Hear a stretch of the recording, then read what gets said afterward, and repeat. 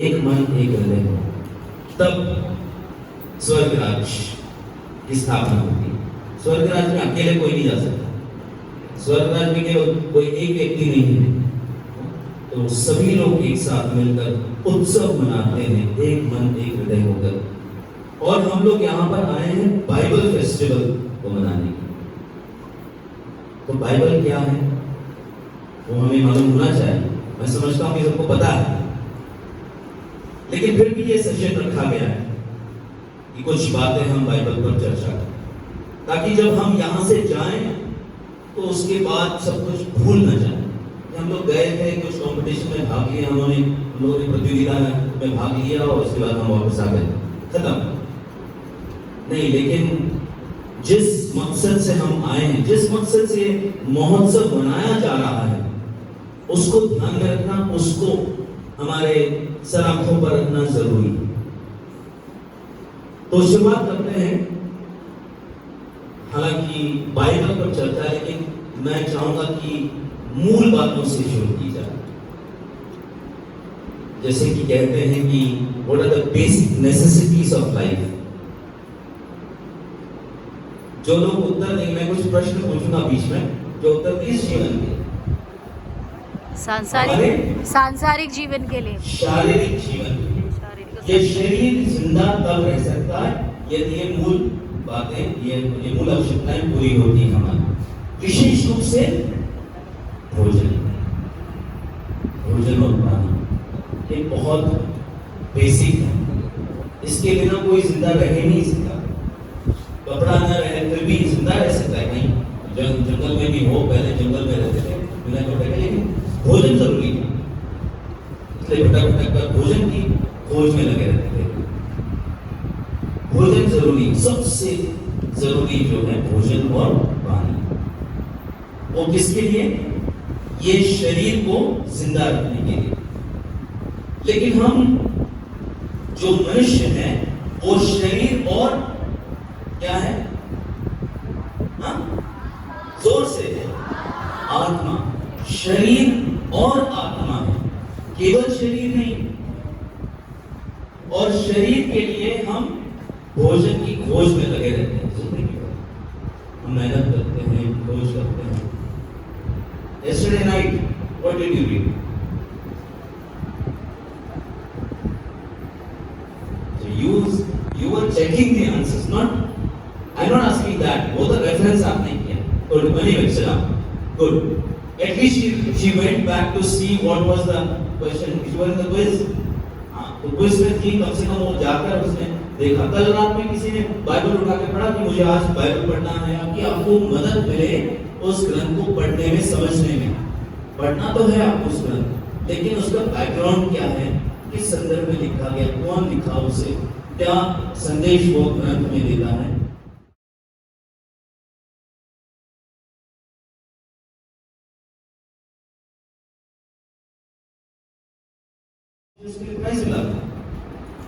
क्योंकि उस समय पर our memory is sharp, we can remember all the names. Coffee मुझे नहीं मिली, थैंक यू। सो उस आयु में ईश्वर ने हमें शक्ति दी है कि हम याद कर सकते हैं सभी नाम को। तो we can remember the names, we can remember the events.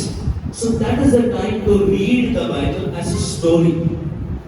लेकिन जैसे जैसे हम आगे बढ़ते हैं 15, 18, 20 साल के बाद, then you should, the Lord is perfect, perfect है, इसमें कोई कमी नहीं है। It's a light unto my path, वो ज्योति प्रदान करता है। प्रभु का वचन हमें ज्योति प्रदान करता है। The word of God shall stand forever, वो अनंत काल तक बना रहता है।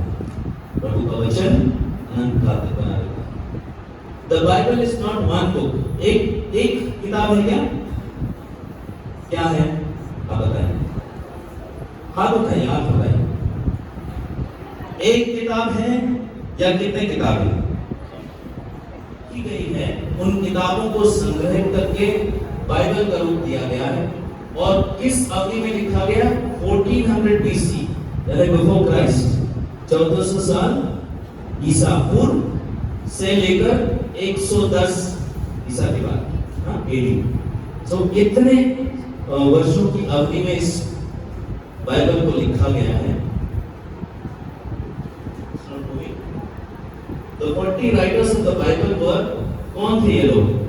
They were shepherds, they were kings, they were fishermen, peasants, doctors, tax collectors. From which country? Rome, Jerusalem, Babylon, Persia, Greece and Turkey. इसको थोड़ा सा याद करेंगे. कितने लोगों ने लिखा? कितने लोगों ने लिखा?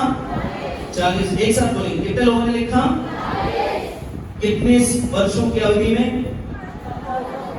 लगभग 1500 साल. कितने वर्षों की अवधि? जोर से. कितने वर्षों की अवधि? 1500 साल. 1500 साल की अवधि में. और कौन थे वो जो 40 लोगों ने लिखा? क्या वो क्या थे? Shepherds, kings, fishermen, peasants, doctors, tax collectors. Once again, जोर से. Shepherds, kings, fishermen, peasants, doctors and tax collectors. और किस जगह के थे? किन देशों के थे वो? Rome, Jerusalem, Babylon, Persia, Greece and Turkey. So इन जगहों के लोग थे वो, और ये उनका कारोबार. 1500 years by 40 different writers, but in spite of this, और अलग-अलग जगहों में अपने-अपने तरीके में लिखा उन्होंने, अब अलग-अलग संदर्भ में लिखा. एक दूसरे से मोबाइल पर कनेक्शन नहीं था उनका, कोई कम्युनिकेशन, कोई टेलीफोन, कोई पत्राचार नहीं हुआ.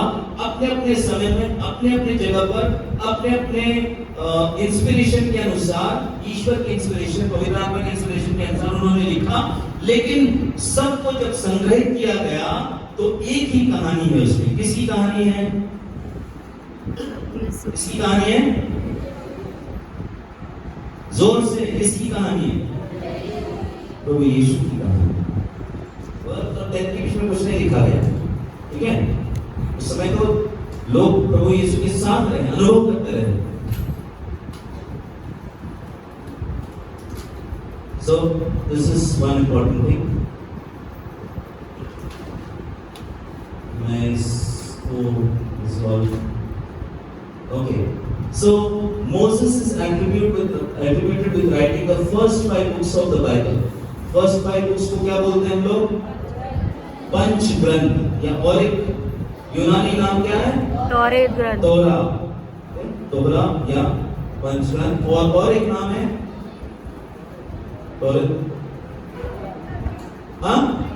Pentateuch. Good. Pentateuch is one more name to the 5 books. The first 5 books, that is Genesis, Exodus, Leviticus, Numbers and Deuteronomy. They are sometimes called the Torah, Genesis, Exodus, Leviticus, and Deuteronomy. And the first 5 books look back from the death of Moses all the way to the beginning of the world. Historical. Third, काव्यात्मक और प्रज्ञा ग्रंथ. Fourth, नबियों का ग्रंथ. तो mainly 4 division broadly. उसके बाद नई व्यवस्था में कितने विभाजन हैं? कितने किताबें हैं? 27. टोटल 27. इसके विभाजन क्या है? कितने विभाजन हो सकते हैं? हाँ? पहला कौन सा है? पहला ग्रुप सुसमाचार. पहला ग्रुप है सुसमाचार. सेकंड है प्रेरित कर. प्रेरित चरित्र. थर्ड है पत्र. और चौथा है प्रकाशना. यानी 4 वहां पर भी है. 4 डिवीजन आ रहे. गॉस्पेल्स यानी सुसमाचार. सेकंड इज प्रेरित चरित्र. थर्ड है पत्र है. और फोर्थ है प्रकाशना ग्रंथ. Very good. So all of you, most of you answered. Give a clap to all of you. So the story of the Old Testament was that someone is coming. पुरानी व्यवस्था की कहानी ये है कि कोई आने वाला है. प्रोफेसी ना. अभी हम ये प्रोफेसी क्या, पूरा वो जो संदर्भ है पुरानी व्यवस्था का यही है कि कोई आने वाला, इसके बारे में बताया जा रहा था. तो अब नए व्यवस्था में कौन था वो व्यक्ति आने वाला? प्रभु यीशु। ठीक है? The Christ is coming. That was the message of the Old Testament. New Testament, we have already seen the 4 Gospels. 4 सुसमाचार लेखक के नाम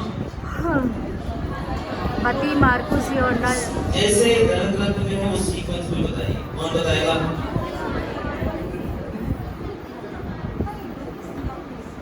मत्ती, सन मार्कुस, सन लूकास और यूहन्ना।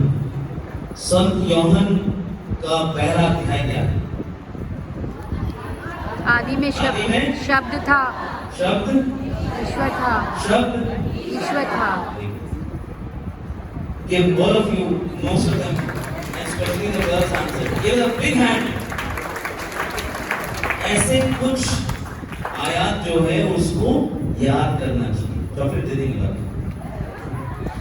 ऐसे आयात को याद करना, कुछ आयात कम से कम, सब तो याद नहीं कर सकते हम, लेकिन कुछ ऐसे आयातों को याद करना। लेकिन हम मेहनत करें और हमारे सुनते। तो लास्ट में ही पढ़ूंगा मैं, God is love. What we must do? Live love and read the word of God. जोर से बोलिए, God is love, live love and read the word of God, God is love, live love and read the word of God. Thank you. God bless you.